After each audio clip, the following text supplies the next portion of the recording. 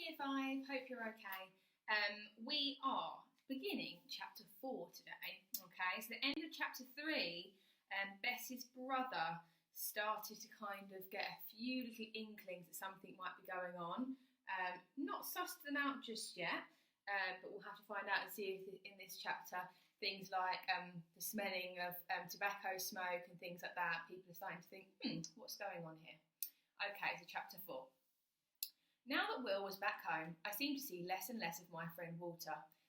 That's not to say he wasn't there. He was, but not so often. Before, he had stayed by me almost all day and every day. I only had to cough to be sure he was there, but more and more now my coughing signals brought no response, and I began to wonder where he was and what he was doing on his own. It didn't help that when he was with me, we could no longer be sure of being alone anywhere. However hard we tried, Walter and I could not lose ourselves for very long. Somehow, wherever we went, Will would appear sooner or later, and all too often he'd caught me talking to myself, or so he thought. This everlasting game of hide and seek upset both Walter and me. Perhaps that was why he stayed away. I made every effort to winkle out of Walter what he did when he was alone. I was curious, that's all. But the most he'd ever revealed was in these few cryptic words, "A ghost knows well enough how to pass the time." He said he'd had time enough to learn, and he said no more. However, I was to find out soon enough how my friend Walter was passing his time. One morning, just before breakfast, Will came storming into the kitchen, waving his fishing rod like a weapon. He was crying with rage. "Who said you could borrow my rod?" I gaped at him. He appealed to Mother. "Look what she's gone and done. The line's all caught up and the reel's jammed." "I never touched it," I protested. Right away, I knew who the culprit was. "Honest, I haven't been fishing since you came back." "Perhaps your father took it," said Mother, trying to calm the storm. "You'd better ask him before you go accusing your sister like that." "I have asked him," Will shouted, "and he told me he's been too busy to go anywhere near the river for weeks. It was you. Couldn't be anyone else, could it?" And he waved the rod in my face. "I never touched your silly rod," I screamed, knocking it aside. "Only that once while you were away. I didn't think you'd mind. Just once." "I'm not talking about then, Anna, am I?" Will said. "You messed up my rod, and you're going to pay for it. The whole thing's jammed solid." At that very moment, Gran came in from the pantry carrying a plate, and on the plate were 4 gleaming silver trout.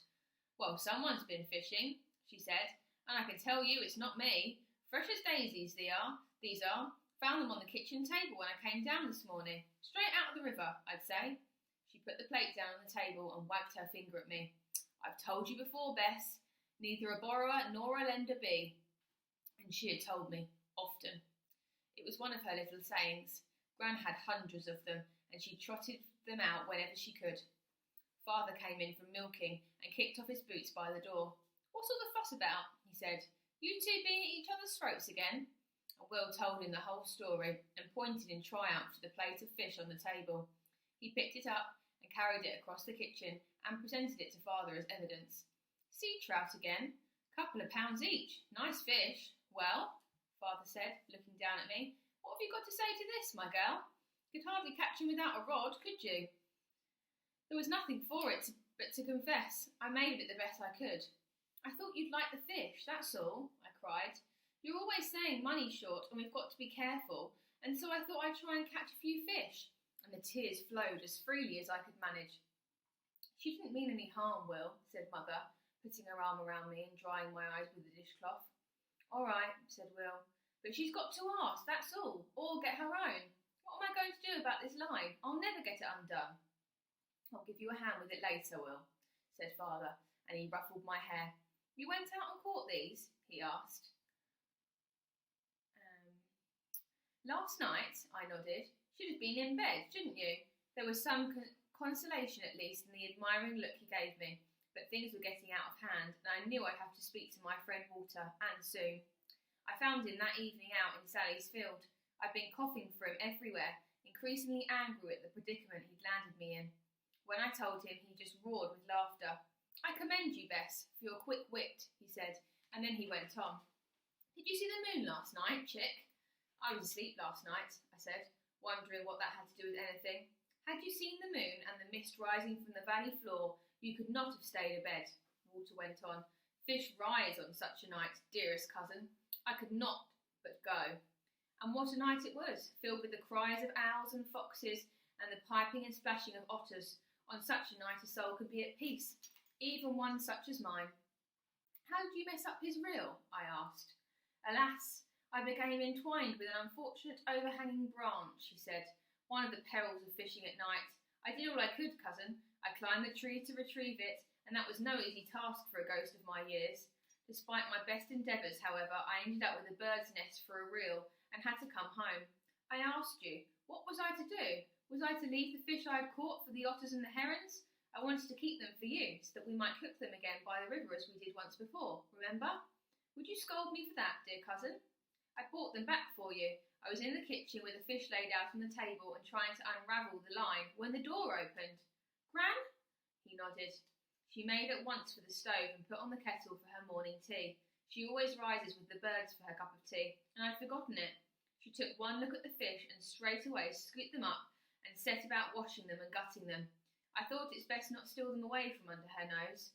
The shock of such a thing I thought might indeed have grave consequences.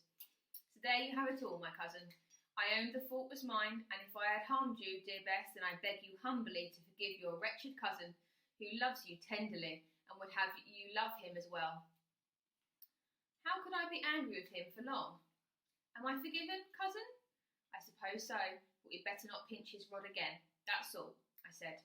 I'll see if I can borrow father's for you from time to time if you want. He likes me to go fishing. He won't mind. Walter became suddenly thoughtful. He looked out across the fields to the hills and beyond and patted Sally's neck. I think I shall not be fishing for some time, cousin, he said. There is somewhere I have to go. There is something that must be done. What do you mean? Where are you going? I asked, but he never replied. I thought he had not heard me. Will you be gone for long? I asked. Fear not, dear Bess, he said, putting his arm around me. I shall be back, and soon. You can count on it. Looking back now, I should have foreseen what would happen. The very next day, Sally went missing. Gran was the last to see her. She had seen her first thing in the morning when she went to fill up her water bucket as usual. Gran loved Sally. In spite of her creaky knees, always took it upon herself to look after Sally in the summertime. She said the regular exercise would do her good. I did not know anything about it until the afternoon, when I came back from the dentist with Mother. There was a police car in the yard. Father broke the news. Sally's disappeared, he said. She's worth over £1,000 to us, that mare. That's a sound fence, I tell you. She couldn't have got out, not on her own. She's been taken. I know she has. What? In broad daylight? Said the policeman, who looked hot in his uniform and kept wiping his neck with his handkerchief. Hardly likely, sir. There's been no one here most of the day. Would have been easy, Father went on. Well, of course we'll keep an eye out for her, sir, said the policeman. But I think you'll find she'll come trotting up the road before the evening's out. Perhaps someone left the gate open. And everyone looked at Gran, who was almost in tears. But Sally never did come home that evening, nor the next, nor the next. Of course, I knew who'd taken her. I went out around the farm coughing for water. I even risked shouting for him, but I knew it was no good, even as I was doing it. I went everywhere we'd been together, into the tractor sheds, down the river, along the marsh field, into the meadow, but he'd gone, and I knew well enough who'd taken him on his travels. No one actually blamed Gran, not in so many words, but the trouble was no one seen a van or a horse box coming up the farm lane that day, and the field did not open out onto the road. It was difficult to see how Sally could have been stolen without someone seeing something, and if Sally had not been stolen, there could only be one other explanation. Somehow the gate must have been left open. But then, as Father said, someone must have shut it because he'd found the gate closed. Horses don't shut gates after themselves, he said. He was sure she'd been taken. But Gran blamed herself anyway, whatever anyone said. As the days passed and Sally didn't come back, she became more and more upset. Everyone tried to console her, even Father, and he wasn't always that kind to Gran. It wasn't your fault, Gran. I know it wasn't, I heard him tell her. She's been stolen, must have been, but you never know, they may still find her. She's got a brand on her after all. Don't you worry, Gran. But Gran shook her head and plunged deeper and deeper into silent misery. Auntie Ellie came in every day and sat by her to cheer her up, but that didn't even seem to help much. She wouldn't even eat Auntie Ellie's walnut cake. It's usually her favourite. She just didn't seem interested in going on living. It was a fortnight later, the first day of the new school year. I remember that Gran had one of her turns and the doctor was called out. He said that if she wasn't any better by the next day, then she'd have to go into hospital. That same evening, after I'd had my tea, I was out picking blackberries in the front meadow and I heard a horse snorting. I turned around. Sally was standing under the shade of the chestnut tree at the bottom of her field. She was grazing peacefully and hardly bothered to look up as I approached. She'd sweated up, I noticed, but she was groomed nicely, and when I lifted her feet, I could see that they were picked clean. "Where have you been, Sally?" I said. "With me," said a voice from behind. Walter was standing there leaning on his cane, a wicked half smile on his face. "Well, dear cousin, are you not pleased to see me? Have you not missed me sorely?" My anger boiled instantly and exploded. "You steal my father's horse. You go away for days and days without saying a word. Do you know what you've gone and done? You've nearly killed my Gran. That's what you've done. She thought she'd left the gate open by mistake and let Sally out, and now she's had one of her turns worrying about it. You don't think. You don't care about other people. It may just be puppets you play with, but I'll never speak to you again. Never." I was steamed up and I would not stop now. They were right to cut off your head. They were. You can go back to your bloody tower and rot there for all I care. And I ran off. They thought I was crying with the relief when I burst into the house and told them about Sally. They came running out to see for themselves. Walter was nowhere to be seen as Sally came out trotting over towards the house to greet us. But the glad news did not seem to help Gran. That evening she refused her supper again and turned her face to the wall. In the kitchen, the five of us sat around the table. Even little Jim seemed quiet and dejected. "Can't understand it," said Father, shaking his head. "A horse can't just go off and come back like as if it's been on holiday or something. I can't understand it at all." "You should shoot her," said Will. "Will?" said Mother. "Well, if Gran dies, it'll be Sally that killed her," said Will, wiping away his tears with his grubby hands. It wasn't Sally's fault," I said, before I could stop myself, and they all looked at me at once. I thought then of blurting the whole thing out, but they'd never have believed it anyway. Will would have scoffed at me, and my mother and father would think it was just one of my stories. And it was true. I was always telling them stories. They never really believed them, and I knew they didn't, but I went on telling them just the same. I wasn't a liar exactly. I just liked making up stories, and this one they certainly never believed, not in a million years. Well, who would? If it wasn't Sally that balked on her turn, it would have been something else, said Mother. The doctor says we have to expect this sometime. There's no sense in getting all het up. She won't die, Will. She'll come through it. I know she will. She will, won't she? She gripped Father's hand on the table. She said to him and buried her head in his shoulder. Father waved us out of the room and we went outside. Will still wiping his eyes. He put his arm around my shoulder. "She'll be all right," he said. "She's got to be."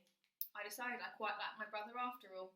I was lying on my bed before I noticed a note on my bedside table, and on top of it was a small bottle. The writing was difficult to read, the letters tall and regular, but strangely formed. I could read it only slowly. "Dearest cousin, I have wronged you and your family most dreadfully, and your anger towards me was deserved, and your hatred justifiably fierce. I do deserve no better. I ask no pardon, but to say that all I did for you, as I trust you, you will one day discover. I pray you make haste to administer the elixir and the bottle to your grandmother. Delay not, for I fear she is dire need of it. A few drops in her tea will suffice for a full recovery. Do it now, and you will see my time spent collecting plants and herbs, and all the hours in your brother's laboratory were not entirely wasted. Your humble and most affectionate cousin, W.R. The liquid in the bottle was of a dark, mushy green colour, as much like pond water as anything else. I did not think twice about it. I put it at once into my skirt pocket and made my way along the corridor to Gran's room. I went on tiptoe as the kitchen was right below, and I could hear my mother still sobbing quietly and my father trying to comfort her. Gran lay propped up on a bank of pillows, her face as white as her hair. Her eyes were closed. The tea was still warm in the cup by her bed. She'd not drunk any. As I tried to release a few drops, the bottle trembled in my hand, and too much came out all at once. "Come on, Gran," I whispered, shaking her shoulder gently. Her eyes opened. "You've got to have a cup of tea. You know how you like a cup of tea." And she shook her head. "It'll do you good. I made it especially for you.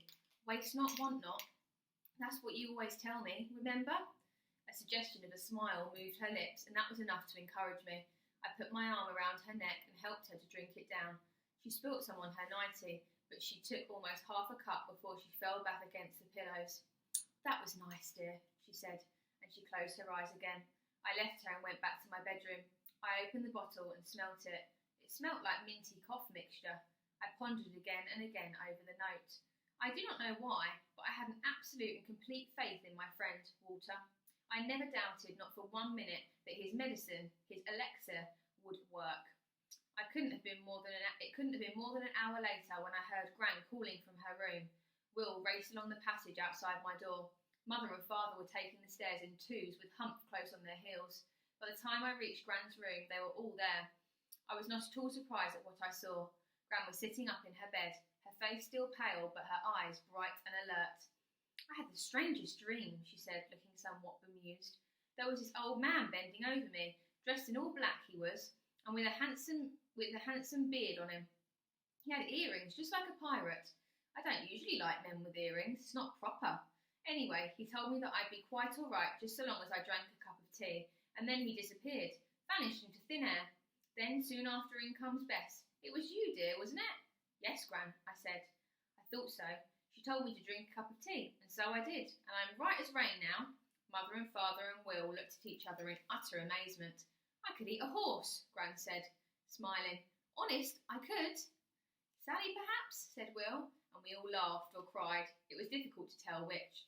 Again and again that night I coughed for my friend Walter, so much that Mother came in to give me some cough medicine in the early hours. "You've been coughing a lot recently," she said. The cough linctus made me feel happy, but I forced myself to stay awake. I tried calling him softly by name. "Walter! Sir Walter!" But he never came. "I didn't mean it, Walter," I said, as sleep overcame me. "Honest, I didn't. Come back. Please come back." But he never came. I had banished my best friend, my only friend, and I had only myself to blame. Okay, a lot's happened in that chapter, hasn't it? So we'll be back tomorrow to see what happens in chapter 5. See you then.